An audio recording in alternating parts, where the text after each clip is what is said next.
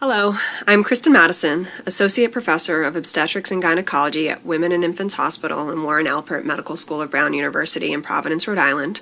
I want to thank ACOG for inviting me to develop these materials for the 64th Annual Clinical Meeting. This is the first of 3 mini-lectures for the flipped classroom session on abnormal uterine bleeding, and the title is Abnormal Uterine Bleeding, Impact, Prevalence, Terminologies, and Etiologies. Abnormal uterine bleeding is defined as any alteration in the volume or pattern of menstrual blood flow. It can be a symptom of an underlying problem with many different etiologies, so anything that interferes with the cycling of hormones, normalcy of the endometrial cavity, or hemostasis can cause abnormal uterine bleeding. Abnormal uterine bleeding is the most common group of gynecologic disorders for which women seek care. Why is AUB important? Medical reasons for concern about AUB are the risks of anemia and the fact that the bleeding may be a symptom of an underlying disease that needs treatment. Equally important is the fact that the lives of women are adversely affected by abnormalities in their menstrual period. Compared to women without AUB, women with AUB are less likely to rate their health as excellent or good. Women with AUB work an average of 3.5 weeks less per year than women without AUB. And this translates into work loss and lost wages. So work loss from heavy bleeding is estimated to be $1,692 per woman. Based on the costs of physician visits, drug therapy, surgical treatments, the estimated total direct cost of AUB is $1 to $1.5 billion annually. If we factor in the lost work wages that I presented previously, the estimated indirect costs range from $12 to $36 billion annually. So it's a very costly problem. Moving on to terminologies and etiologies. Terminologies to describe symptoms, signs, and diagnoses associated with AUB are ill-defined and confused worldwide. This makes communication between clinicians difficult, publications challenging to interpret, and collaborations between investigators nearly non-existent. Because of this, the FIGO Menstrual Disorders Committee developed a nomenclature and classification system to describe the symptom and etiologies of AUB. And this system was approved by the FIGO Executive Board and supported by the American College of OBGYNs and involves 2 separate foci. One is a simple symptom description, and the other is a classification system for etiologies. The International Expert Panel found major disagreement on use of terms, especially the terms menorrhagia and dysfunctional uterine bleeding, which I've put the traditional definitions of menorrhagia, menomenorrhagia, and dysfunctional uterine bleeding up on this slide. Because of these disagreements, the panel has suggested that these terms are no longer used. They recommended instead a simple descriptive set of terms for bleeding. So the first is heavy menstrual bleeding, the second is irregular and heavy uterine bleeding, and the third is AUBE and AUBO. And this underscores the fact that dysfunctional uterine bleeding should no longer be used as a symptom, sign, or diagnosis, based on confusion around its use. And this is replacing it with more precise categories of etiology that we'll discuss a little bit more later in this talk. Another suggestion by this expert group was to standardize how the symptom of AUB is described in terms of 4 clear and consistent bleeding dimensions. Frequency, so periods are described as frequent, normal, infrequent, or absent. Regularity, they're regular or irregular. Duration, they're prolonged, normal, or shortened. And then volume as heavy, normal, or light. Volume is still a bit of a problem when it comes to definitions. Traditionally in research, bleeding was measured by the volume of menstrual blood loss, with greater than 80 milliliters being the definition of heavy menstrual bleeding, or the old term menorrhagia. However, volumetric definitions can be problematic because they're impractical and not used in clinical practice. 2/3 of women who seek treatment for heavy menstrual bleeding actually do not meet this 80 milliliter mean blood loss criteria, which suggests that the actual volume of menstrual blood loss per cycle is not the main reason women seek care for heavy menstrual bleeding. Thinking of a more appropriate and patient-centered clinical definition of the heaviness of heavy menstrual bleeding was well described by the United Kingdom's National Institute for Clinical Excellence 2007 guidelines for management of heavy menstrual bleeding, where they defined it as excessive menstrual blood loss, which interferes with a woman's physical, social, emotional, and/or material quality of life. And this underscores the impact that heavy menstrual bleeding has on quality of life and on the woman. Now that we covered the symptom description and nomenclature, I want to briefly discuss the etiology classification system. Abnormal uterine bleeding as a symptom can be caused by several different etiologies, which are included on the slide using the FIGO classification system known by the acronym POM-COIN. The non-structural causes are on the right side of the slide, COIN. On the next several slides, I'll briefly discuss these etiologies of abnormal uterine bleeding that should be considered when evaluating and treating women with AUB.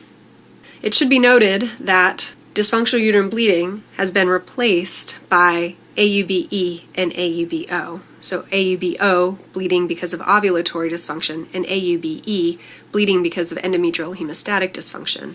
And also that although structural causes like polyps, leiomyoma may be seen in the evaluation for abnormal uterine bleeding, they may not actually be the cause.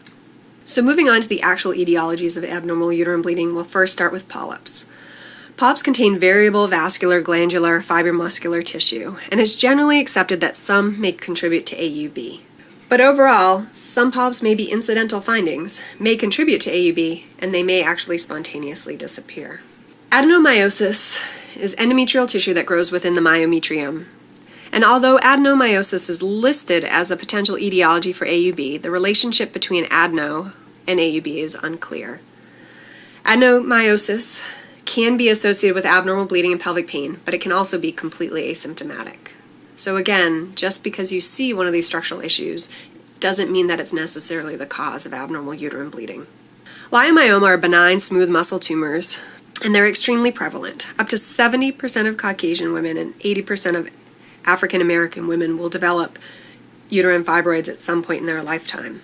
However, just like polyps and adenomyosis, frequently their presence is not the cause of abnormal uterine bleeding. So just because fibroids are there doesn't mean that they're actually the cause.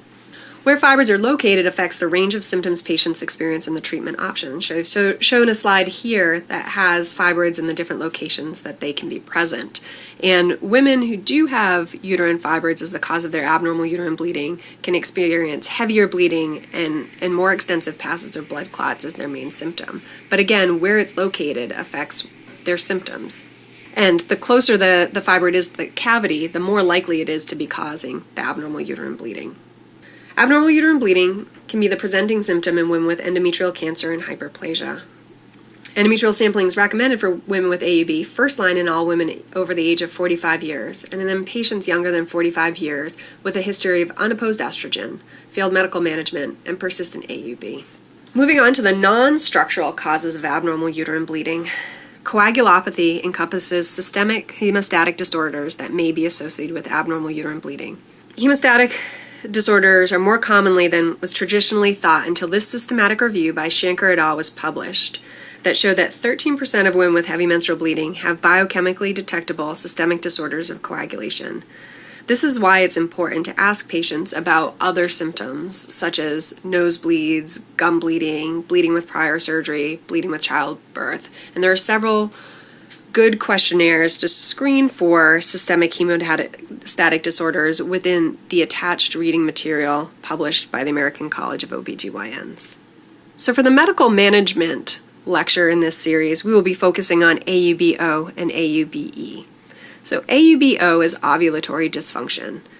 Women with AUBO have bleeding that is heavy and irregular. That's because they don't have ovulation, so they don't produce a corpus luteum, and the ovary doesn't secrete progesterone.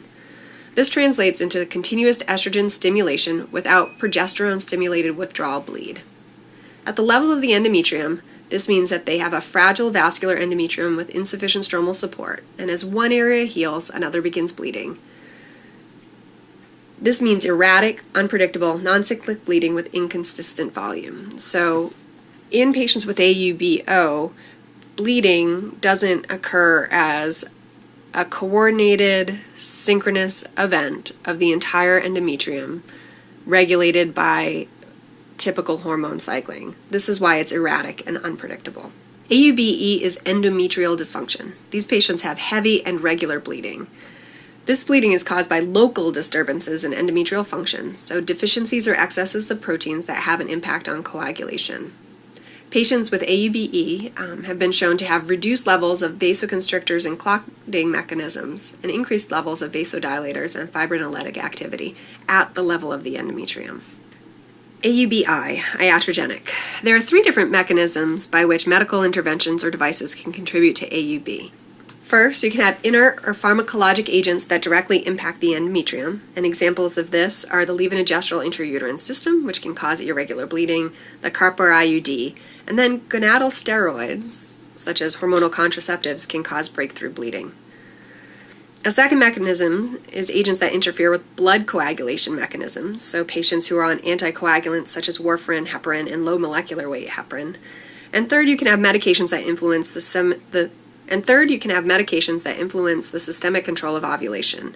So, particular examples are medications that interfere with dopamine metabolism, such as tricyclic antidepressants and phenothiazines. And our next slide is not otherwise classified, so several other problems may contribute to AUB, but are poorly understood and currently being further investigated. They also currently do not fit into the other categories, and examples of these are arteriovenous malformations, myometrial hypertrophy, caesarean scar niche or defect, and chronic endometritis. As further evidence becomes available, they could be allocated into an existing category or placed in a separate category entirely. So take-home points for this first lecture on abnormal uterine bleeding is that AUB is prevalent and has a significant impact on quality of life. It's a symptom, not a diagnosis, that can be caused by several different etiologies. And the FIGO classification system for the symptom of AUB and its etiologies standardizes the way that etiologies are described and will facilitate communication between clinicians.